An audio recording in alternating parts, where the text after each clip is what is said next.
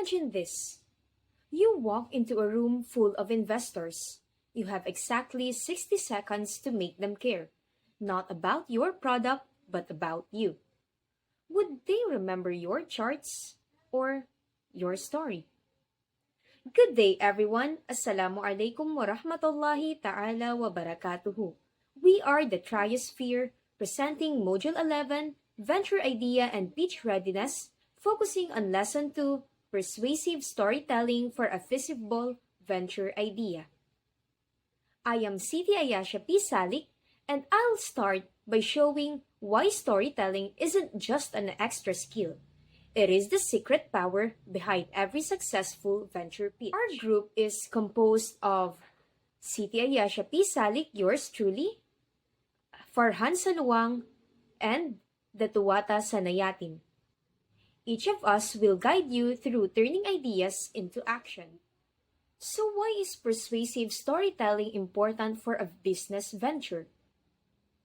First, it communicates the value and potential of your idea.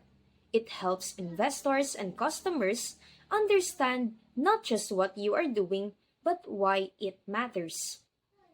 Second, stories build emotional connections. They make your audience care about your mission. Third, they clearly explain the problem, the solution, and the benefits in a way that is easy to follow. And finally, a well-told story helps you gain support, attract funding, and drive adoption of your idea. The main objective is to learn how to craft authentic stories that make your startup pitch engaging, relatable, and memorable.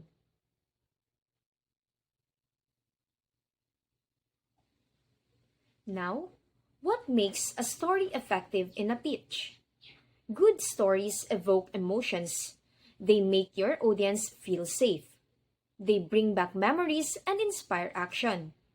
They build social connections and simplify complex ideas. In short, facts inform, but stories make people remember.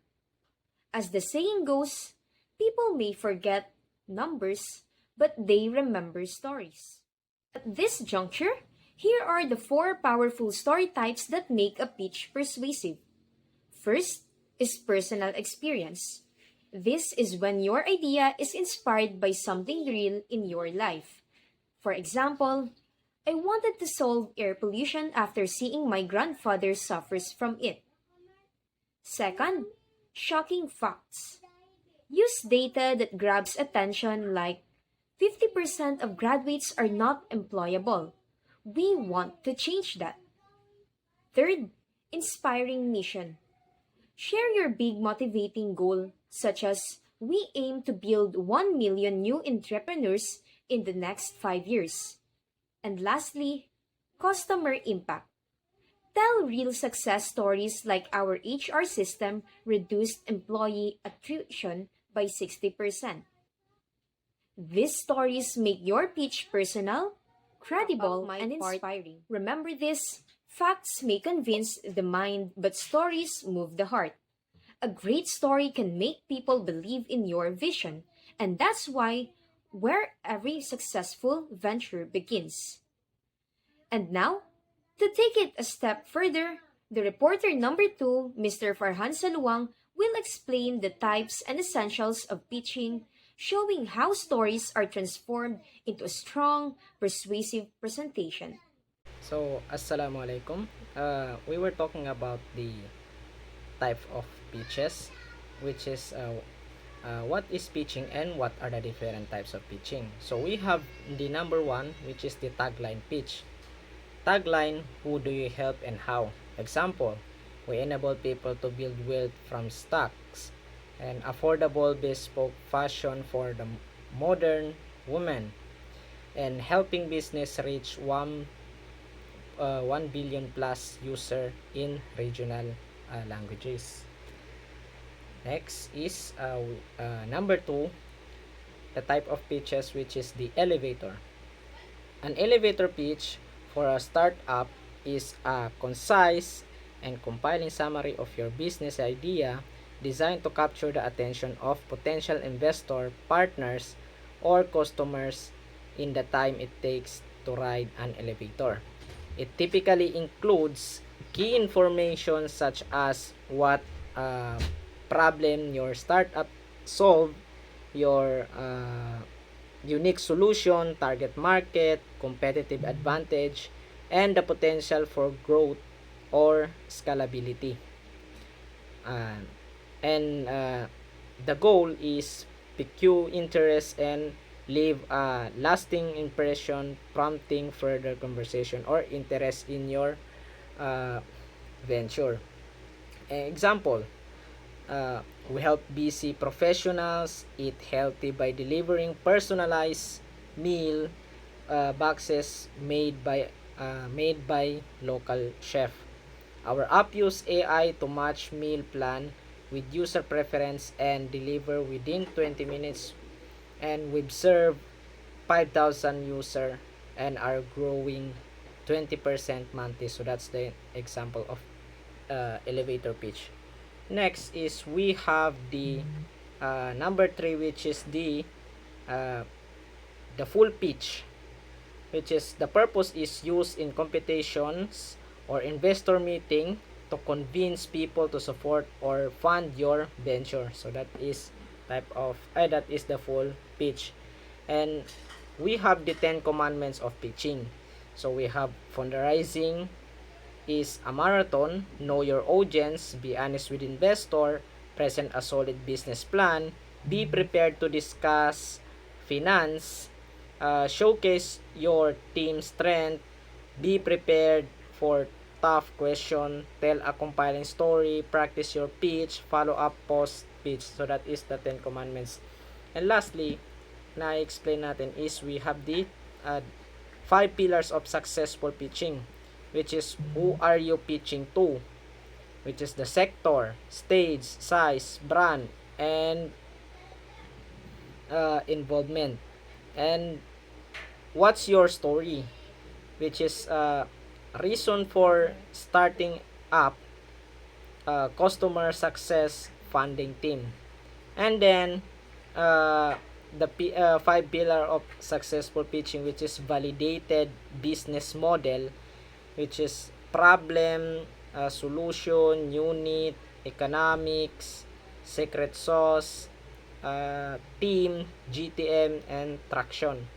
And know your metrics, which is CAC, LTV, gross profit, DAU, MAU, churn rate, burn rate, revenue, and that's it. And lastly, the powerful points, which is product demo, visual, engaging, 10 to 20, 10, 20, and 30 rule. So that is my report. And the next reporter, and now we understand the role of this storytelling. And in the next, we will discuss the next part, which is the types and essential of pitching. And now, I'll be discussing the idea opportunity pitch and how can we deliver it effectively. A pitch is more than just presenting an idea. It's about telling a story that inspires interest, shows potential, and convinces others to believe in your vision. Let's begin by understanding why some pitches fail. First is an uncompelling story often makes a presentation forgettable. A good pitch should connect emotionally with the audience, explaining why the problem matters and how your idea makes a difference. Without a clear story, even a great concept can sound dull. Second, many pitches lack a strong unique selling proposition or USP. This means they fail to show what makes the idea stand out from competitors. Your audience need to understand why your idea is different, what makes it better, faster, or more innovative. Third is presenter often focus too much on the product itself. Rather than the business model, it's important to remember that investors are not just buying your product. They are investing in how it will generate income and sustain growth. A balance between product and business strategy is crucial. Another issue is an unclear ask or purpose. Every pitch should clearly state what you need, whether it's funding, mentorship, partnership, or resources, and how that support will help achieve your goals. Finally, many presenters make the mistake of using slides that are too text heavy. A PowerPoint full of words can quickly lose the audience attentions. Visual, short phrases, and simple layout are far more effective in keeping them engaged. Now that we know the common mistakes, let's go over the 3 key steps to building an effective idea opportunity pitch. Step 1 is to identify. The first step is to identify the key milestone you want to achieve within the next 12 months. Ask yourself, what are the main goals that will move your venture forward? Along with that, identify the critical resources you'll need, whether it's people, funding materials, or partnership. This step helps you create a realistic roadmap and shows your audience that your plan is achievable and well thought out. Next step is prepare the pitch deck. This is where you organize your ideas into a clear and compelling presentation. Review pitch deck guidelines and make sure your PowerPoint tells a complete story, including the problem, your purpose solution, your target market, and your business model. Use visuals, graph, or image to make your slide more engaging. Keep your text short and to the point. Remember, the goal is not to read the slides, but to use them as a visual guide to support your message. Then the last step is practice your pitch. The final step is practice. Rehearse your presentation with your teammates. And if possible, do a mock pitch in front of others to get feedback. Practicing allow you to refine your delivery, fix timing issues, and boost your confidence. It also helps you anticipate possible questions and prepare your answer.